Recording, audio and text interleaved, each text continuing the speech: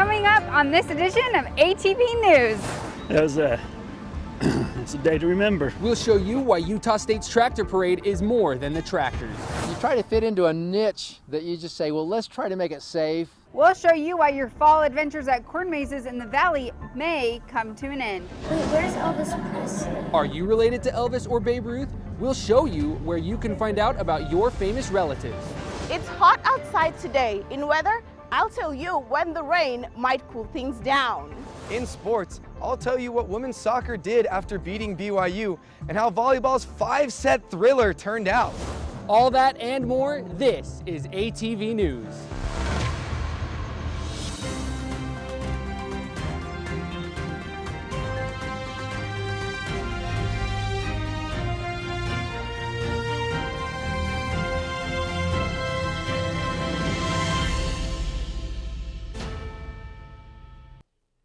Welcome to this edition of ATV News. I'm Morgan Perkins. And I'm Ryan Lawrenson.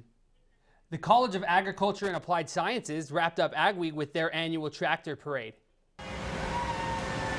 Kids lined the streets as cast tractors rumbled and honked down the road. Utah State students and faculty rode on the floats pulled by the tractors and threw candy. Antique tractors were a new addition to this year's parade. And we're one of the biggest colleges at Utah State, so I think it's important that we're able to show off in a fun way that is interactive with both the kids and the adults. CAS collaborated with local organizations and school clubs to get their hands on more tractors for the parade this year. The parade is more than just the candy and the tractors, though. Yeah, that's right, Ryan. It serves as a reminder of a tragedy. That was it's a day to remember. Yeah, it was a little solemn, but it was a good way to remember all the students that left. They all loved the tractors and agriculture. This memorial was built outside the Agriculture Science Building in 2008. Each panel represents the agriculture interest of the person who died. Are you sure you don't have a famous relative? ATV's Anna Johnson visited a new center in Logan that can help you find out where you came from and who your relatives are. That's crazy. Those words are familiar to workers at the Logan FamilySearch Center, but this facility is new to them. This is such a fun addition to Cache Valley. The center now shares a building with the Bishop's Storehouse. They opened Friday. You probably could spend an hour here and make drastic movements in your family history work. This shows places where your relatives are from. You can go and zoom in closer and it'll tell you even more. This is interactive for every age. The center has kiosks and computers where you can find your past and record your current family history. That's where the magic happens. I'm in the oral history room at the Logan FamilySearch Center. People can come in here to record their own stories on this camera. The footage and audio will be archived for their families to look at for generations to come. You can record events from your life. That was really kind of cool. It will record it and then you can download it and either attach it in FamilySearch or you can just keep it for your own records. I think when we learn about the stories from our past, it makes us a better person. It helps connect us with them. It helped me get a greater sense of who I was, to learn about all of my family and their past and where they were from. Anna Johnson, ATV News. The center is open Monday through Friday and everyone is welcome. Morgan, do you know where your family's from? I mean, I kind of do. I know that they're from England, but I just don't know much about them. What about you? Yeah, my family's actually from England too. My family actually helped settle St. George after they came from England. That is so cool. Speaking of families, families in need may have to choose between buying food or diapers at the grocery store. Little Lambs Foundation held a giveaway so they don't have to. Parents waited in a quarter-mile line to get things like baby formula and diapers. Workers collected the items and loaded them into their cars. The diaper giveaway isn't the only day the workers are busy. We have 2 to 3 new signups every single day right now. The need is great, and we are just so proud to be able to offer this open to the community. Cook says anyone who needs free products can come by and get what they need. She says the best thing Little Lambs does is allows families to have a few extra dollars in their pocket for other things that they may need. Corn mazes are back for the fall in Cache Valley, but your fall adventures may come to an end due to zoning issues. The owners of one farm are battling the county to stay open. You wouldn't think these kids going down a slide at Little Bear Bottoms Farm makes more money than traditional farming. We make a whole bunch more money than we do farming. Jed Clark says he and his family broke into the ag entertainment business in the late 90s. Basically, a farmer says, I can't make it by just selling corn and alfalfa. And so he invites the public into his land and he entertains them somehow. It's a fun thing to come out and do with the kids. With a corn maze, straw pyramid, some haunted attractions for Halloween, and redneck water slides for the summer. We make enough money to live on that we wouldn't be able to if we just were trying to farm. This straw pyramid is too high. At least that's what Clark says the county told him. The corn maze behind me may also have to go. Clark says he isn't worried. He says the county is worried. His property isn't zoned for this kind of business. He says a compliance officer hired by the county told him, now you're becoming a business that invites public in here and we're worried for their safety. Little Bear Bottoms has to fit into either residential, agricultural, or commercial zoning. According to the Corn Maze's Facebook page, they don't really fit into any of those. We've just found that they've got so many rules and regulations that don't fit us that work really well for Walmart. So what can be done? Clark says, I think there has to be some common sense with the regulations. And why? So Ensign and his family can continue to... For me, it's just getting outdoors, getting out with these guys, spending time with family. And so Clark can continue to support his own family. We actually give the corn to the local farmers around here. We provide straw bales and just there's hay that we can sell for cheap. The Clark's property is zoned for agricultural use. I reached out to Cache County Director of Planning and Zoning, Stephen Nelson. He says they don't comment on open investigations. The Redneck Hayride of Terror at Little Bear Bottoms Farm opens this Friday. You know those big giant pumpkins? How much do you think one of them weighs? People came from as far as Wyoming to find out. The Logan Downtown Alliance turned the weigh-in into a festival. There were odd-shaped gourds and carved pumpkins. People displayed as well as 20 pumpkins in the running for the biggest title. How did the giant pumpkins grow like that? It's pretty wild to see how fast they grow. They do most of their growth within about 90 days. They can grow as much as 50, 55 pounds a day. The winning pumpkin belongs to Jay Richard, weighing about 1,784 pounds. Zahara Nasir is joining us from ATV Weather. Zahara, Morgan, did you guys get to go and enjoy the festival this weekend? I didn't enjoy the festival, but I did enjoy some warm, sunny weather.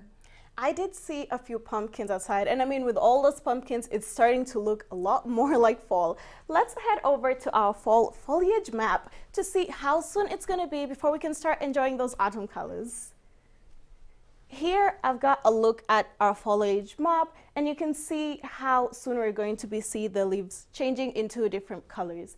Up here in Cache County, you can see that it's a little light golden, which just means we're still a few weeks away from our peak fall colors. In weather, I'll show you when our leaves will be at their peak. And here's a look at some of the first leaves to change on USU's campus. The current temperature is 79 degrees. And after weather, they just love to come and be a part of it because it just is so fun. Like, the atmosphere is so great. We're to find unique vintage items. Coming up, we'll show you what people say is the best place in the valley to find them. That group will fight. We play hard. We just got to play better. Looking for some answers after their game on Saturday. Noah Giles and ATV Sports will show you how their comeback fell just short.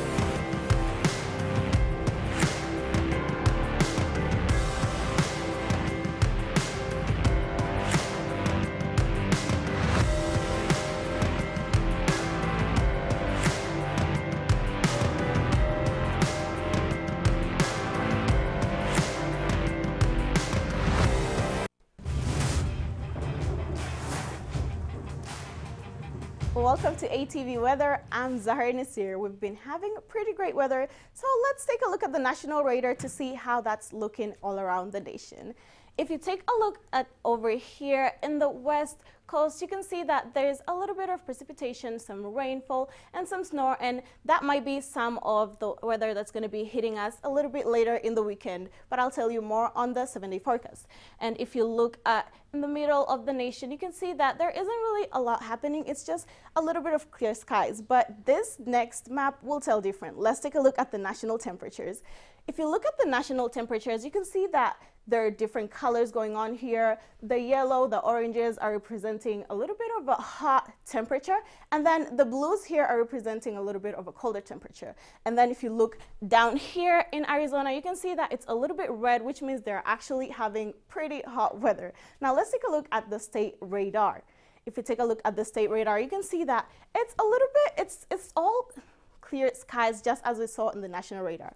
But if you take a look at right here by Book Fleet, you can see that this little bit of highlighted part is just showing a weather watch, fire watch warning that we've been issued that actually will be lifted by tomorrow. Let's take a look at the state temperatures. If you look at the state temperatures, you can see that there is a lot of greens and yellows all around these states that are governing Utah right here, and you can see that in Salt Lake City we're a little bit in the highs, the 86 right here, just by the hot weathers, and right here where the fire weather watch warning was issued, you can see that it's a little bit hot in the 90s and above. Now let's take a look at what these temperatures are doing for our leaves.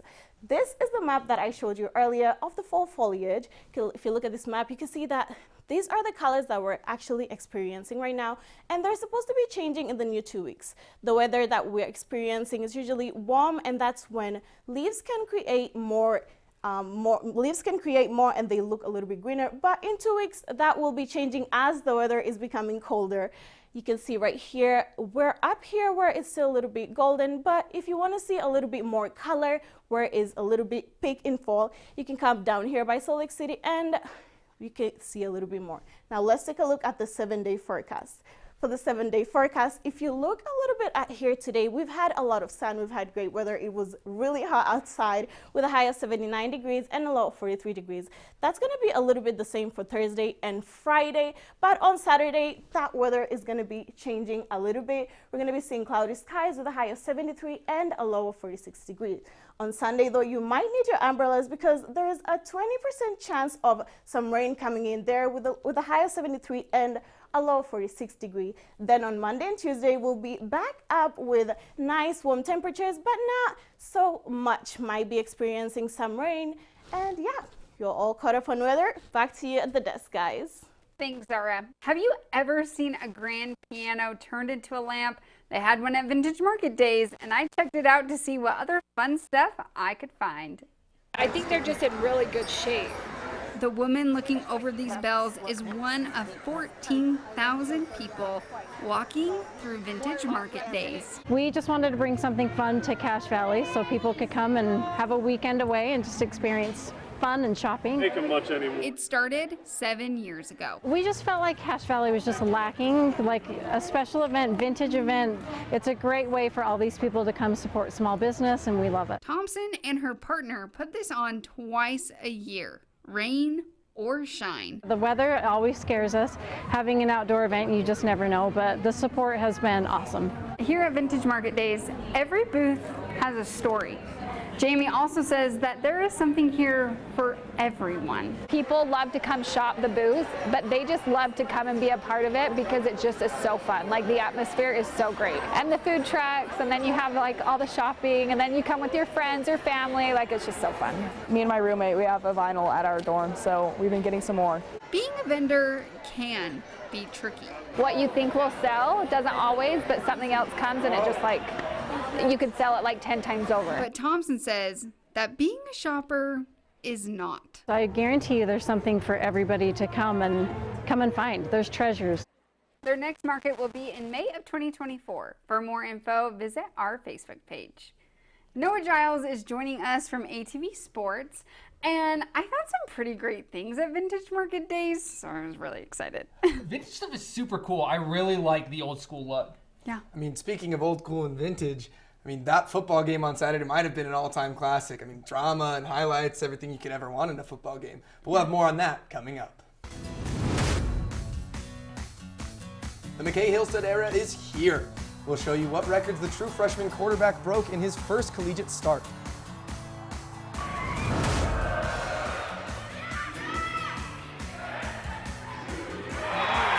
The volleyball team is off to a great start in conference play. I'll show you how the Aggies survived a 5-set thriller against Wyoming. Life is just more enjoyable when you get that much sleep. And can you recall the last time you had a full night's rest? We'll tell you how much sleep experts say you need to stay healthy. Do you have a specific interest or want to study career-specific courses without declaring a full major? Then you should check out one of the 11 certificates the College of Humanities and Social Science offers. From the homepage, we can see the program overview, how it applies to a career, and links to other information. Here's what students in the program have to say about it. One says they appreciate the range of certificate subjects. Another says it's giving them official accreditation for future jobs. For more information, check out this URL or reach out to the program advisor. This is Dave. This is Bob. Dave took multimedia boot camp. Bob did not. We need company headshots. I've worked on headshots before and I would be happy to do it again. We also need to finish our company advertisement video. I already have a shot list and it's ready for you to approve. Bob, would you be willing to work on our company podcast? I would be happy to take care of that. You're so prepared. You deserve a promotion. Be like Dave and take multimedia boot camp at Utah State. Get experience in a little bit of 35-yard kick. It's a fake. Oh, no. Nimrod. Oh, he got out of the tackle. Oh, and it's a touchdown on a fake field goal, and the crowd goes nuts. It's not often that your kicker gets to run one into the end zone, but junior kicker Elliot Nimrod does a little more than just kick the ball through the uprights. Welcome to ATV Sports. I'm Noah Giles. That play came with a little bit of controversy, and we'll show you why as the Aggies took on the James Madison Dukes in the two programs' first ever meeting. The Aggies hosted the Dukes Saturday night as they looked to deliver a win to home fans. We'll pick up the action with James Madison quarterback Jordan McLeod dropping back and throwing this 54-yard bomb to Omarion Dollison 57 seconds into the game, wasting no time getting on the scoreboard. 10 minutes later, McLeod fakes out the entire defense and trots this one into the end zone without a defender in sight to give the Dukes a 17-0 lead. On the first play of the second quarter, McLeod rolls to his right and finds senior receiver Phoenix Sproles wide open in the back of the end zone for the 3-yard score. The Aggies decided to get tricky with the fake field goal here, punter Stephen Kotzenle flipping the ball to kicker Elliot Nimrod, who tiptoes down the sideline for the Aggies' first score of the night. James Madison head coach Kurt Signetti thought Nimrod ran out of bounds on the fake and had one of his assistants hand him a phone with the replay to prove it. Yeah, I don't think the refs appreciated that. Signetti wasn't penalized for the argument. On the next possession for the Dukes, McLeod fires it in quick to Reggie Brown, who does the rest with his legs. 57 more yards, part of 364 yards and 4 touchdowns on the day for McLeod. True freshman quarterback McKay Hillstead and the offense finally got something going toward the end of the second quarter, with Hillstead tossing this moon ball to junior wide receiver Colby Bowman for a 63-yard score. On the next drive for the Dukes, McLeod fakes everyone out again. You see Bowman there celebrating. Here's the fake. Even the cameraman. The Dukes were rolling at the half, up 21. McKay Hillstead started dealing in the second half with this perfectly placed ball into double coverage to Terrell Vaughn for the touchdown. We'll have more on Vaughn in a minute. In a wild sequence here, McLeod rolls out with a defender draped all over him and tries to find a receiver, but the throw is intercepted by junior linebacker Anthony Switzer. Switzer with a little toe drag swag on the sideline there. On the next possession for the Aggies, Hillstead finds Vaughn for his second score of the night. Vaughn ended the game with 10 catches for 124 yards and 2 touchdowns. Heading into the fourth quarter, Hillstead finds junior wide receiver Micah Davis streaking down the sideline for a 76-yard score to tie the game at 38. Hillstead ended the game with 399 yards passing, a USU freshman record, and 4 touchdowns. With 6 minutes to go in the game, McLeod drops back and takes a hit as he finds Reggie Brown once again, who slips a tackle and outruns the rest of the defense for a 74-yard touchdown. Brown finished with 160 yards and 2 scores. The Aggies had a few chances late in the game. Here in the red zone, Hillstead rolls and throws the ball right to linebacker Aiden Fisher. And then with 43 seconds left, Hillstead fires it to Bowman, who then gets leveled by the defender, knocking the ball loose, and his teammate D'Angelo Pons catches it for the interception to seal the win for the Dukes, 45-38. After the game, USU head coach Blake Anderson said true freshman quarterback McKay Hillstead is the guy moving forward. He's the guy that I think gives us the best chance to win, and that's what we want to do, and we don't want to wait a year to do it. We want to do it now. The Aggies head on the road this Saturday to take on the UConn Huskies. We're still keeping tabs on wide receiver Terrell Vaughn, and he had a monster game against JMU. Let's head over to the tracker. Sweet, so we are back here at the Terrell tracker. Vaughn is second in the nation in catches and tied for first with 6 touchdowns, continuing what has already been a special season. With 10 catches on Saturday, Vaughn is at 38, which means he needs 65 more catches to break the USU single-season record. That's barely over 8 per game for the rest of the season. Vaughn is averaging 9.5 per game through 4. He now has 94 career catches, which means he needs 85 more catches to pass Kevin Robinson for the USU career receptions record. We'll keep you updated as he gets closer to these records, but we'll head over to high school football as the Skyview Bobcats visited the Logan Grizzlies. We'll start it off here with senior running back Brevin Egbert taking the handoff, getting to the outside, and turning on the Jets, flying past defenders for his first touchdown of the night. A few minutes later, Logan quarterback Keaton Pond steps up in the pocket, directs some traffic before lofting a ball to senior wide receiver Cooper Red, who outruns everyone on the way to the end zone. Later, with Skyview knocking on the door to the end zone, Egbert takes the handoff up the middle to score again. Here in a few possessions, Pond finds Red on the slant for their second touchdown connection of the night. But the night belonged to Egbert, here taking another handoff, cutting it back before taking it all the way to the house, avoiding everyone on his way there. Egbert finished with 247 rushing yards. Egbert again takes the handoff and goes outside. This time he cuts it back inside and just casually drags a Logan defender for about 10 yards into the end zone, looking like a man among boys out there. Logan managed to make a few plays later in the game, here with this throw from Pond to Red again, elevating over the defender for the contested catch. That led to Pond handing off the ball to Keaton Avila as he wiggles his way through the defense for the Grizzlies' final score of the night. Hey, remember that Egbert guy? This right here, this was the last of his 6 touchdowns on the night. This one from 69 yards out. I don't think it's that fair to be that big and that fast in high school. With the game well in hand, Skyview put the backups in, and sophomore quarterback Jack Clark bullies his way into the end zone. Skyview ran all over Logan with the final score of 69-18. USU Volleyball started conference play this week at home against Wyoming, and it went all the way to 5 sets. The Aggies hosted an undefeated Wyoming squad who was 11-0 coming into the match, and you could see why with Wyoming sophomore middle blocker Tierney Barlow coming up with a huge block in the first set. A few points later, Barlow elevates for this huge kill. Later in the first set, USU sophomore Kaylee Ray smashes home this kill, part of a career-best 12. But the Cowgirls responded here with senior outside hitter Corinne Caruth crushing this ball down the line. The Aggies, however, would take the first set. Here in the second set, freshman libero Cambry Rodriguez digs the ball out, which leads to the spike from junior Adna Mehmetovic. A few points later, Wyoming sophomore Riley Schultz hits it off USU's Leah Walton-LeBoy for the point. Still in the second set here, Rodriguez gets another dig, part of a match-high 22, which again leads to Mehmetovic crushing the ball for the cross-court kill. But once again, Wyoming's defense responded with a huge block from sophomore Sarah Holcomb. The Cowgirls had 12 blocks on the night. A few points later, Barlow again runs up for the kill as the Cowgirls took the second set. Going into the third set, Rodriguez barely sneaks this one over the net for an ace. The Aggies had 7 aces on the day. The Aggies kept feeding Mehmetovic the ball, and she kept the points coming with another kill here. She had 17 on the day.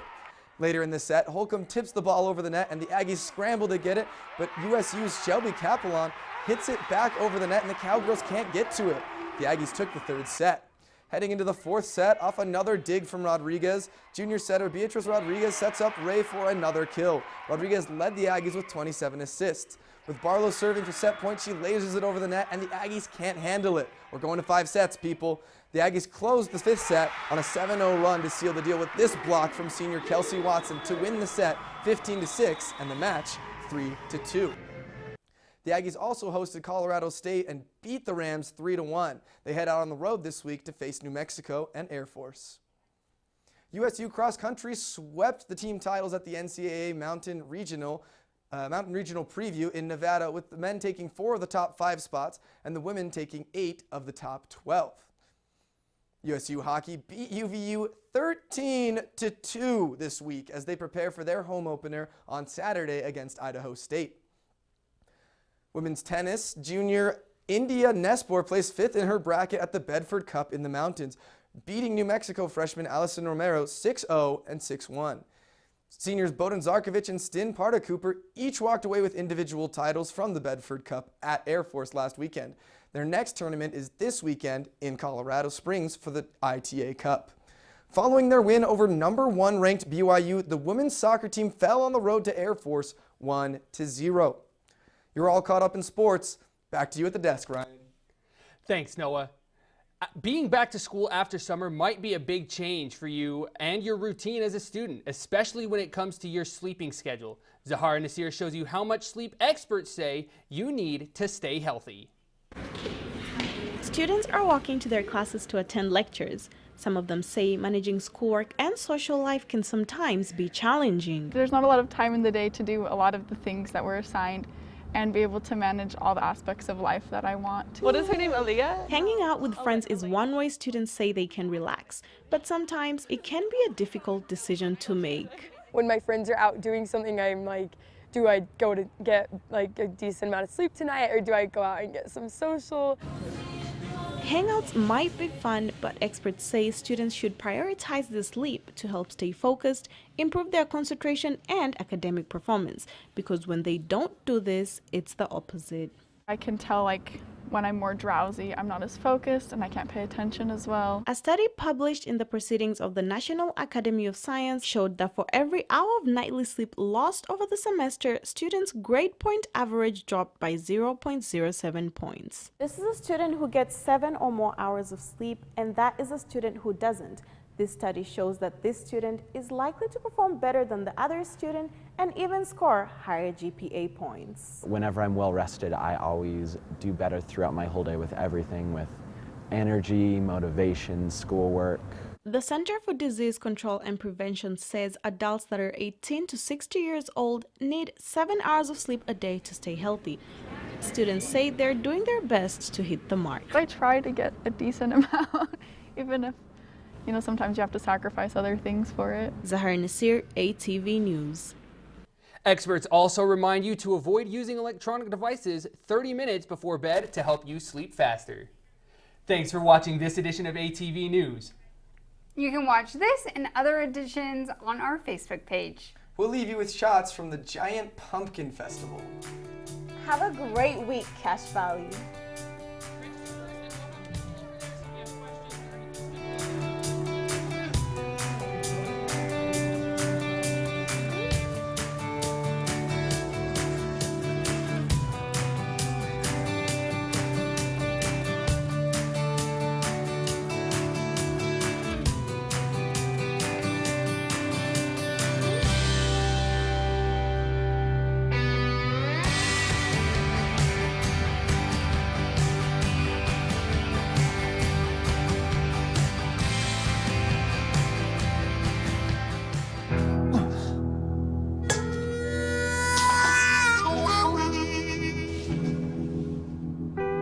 Get caught buzz driving, and you could do some hard time. Craig, knock it off. Sorry, Mom. It could cost you around $10,000 in fines, legal fees, and increased insurance rates. And that could set you back a few years. Buzzed, busted, and broke. Because buzz driving is drunk